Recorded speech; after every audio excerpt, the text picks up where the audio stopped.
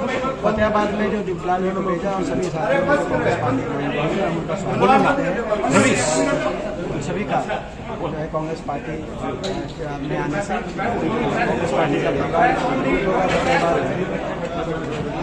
और पूरे प्रदेश में लगातार ट्रेनिंग चल रही है कांग्रेस पार्टी की। पिछले 10 महीने में लगभग 23 पूर्व विधायक मंत्री और हर रोज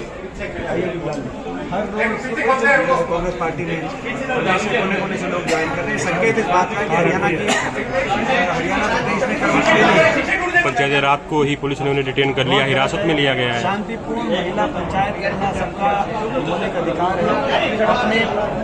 अपने खुद के मान सम्मान और इज्जत के लिए सरकार से न्याय मांगना ये एक संवैधानिक अधिकार है।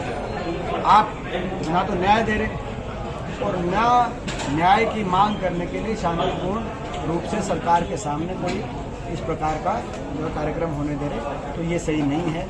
और हम अपने देश की बेटियों के साथ हैं। देश की सरकार राय धर्म निभाए और देश की बेटियों को न्याय।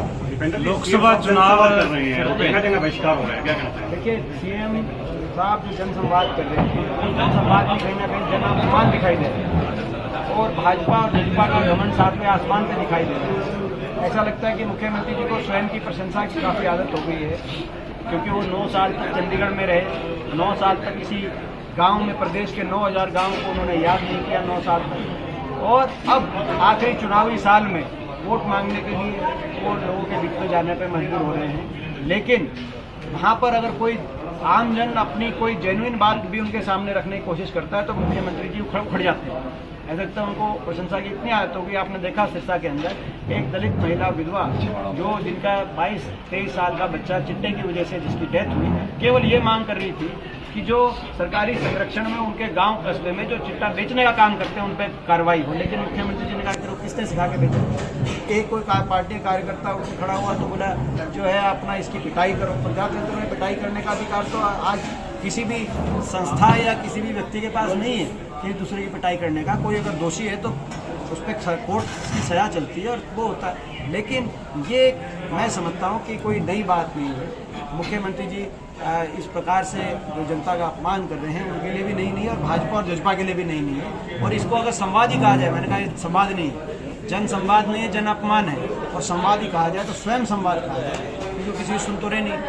लोकसभा चुनाव ये सरकार को, देश की सरकार को इस बात पर सोचना चाहिए कि कल नीति आयोग की बैठक रही, प्रधानमंत्री जी गए, 10 विपक्ष के मुख्यमंत्री नहीं है, 10 बड़े बड़े प्रदेशों के, जिसमें देश की जो है मैं समझता हूँ कि बहुत बड़ी संख्या की आबादी जिन प्रदेशों में रहती है, ऐसे 10 मुख्यमंत्री नहीं आए।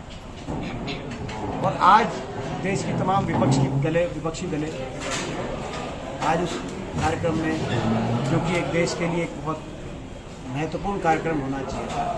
हमारे समय भी प्लानिंग कमीशन की बैठकें होती थी, प्रधानमंत्री जी लेते थे यूपीए सरकार के समय। और उससे पहले भी पुरानी जो भी सरकारें रही हों, चाहे वो कांग्रेस की रही हों, चाहे वो वाजपेयी जी की रही हों, चाहे कोई, एक परंपरा थी कि नीति आयोग या उस समय प्लानिंग कमीशन की प्लानिंग की बैठक में सारे मुख्यमंत्री मौजूद रहते थे, सारे प्रदेश सरकारें आती थी। इस प्रकार के कार्यक्रमों में सारे लोग आते थे। मगर ये कैसा वातावरण देश में बनाने का काम भाजपा ने किया है कि कोई विपक्षी पार्टी जो है आज तो कहीं ना कहीं जिस रूप से ये इस बात पे सरकार को सोचना चाहिए।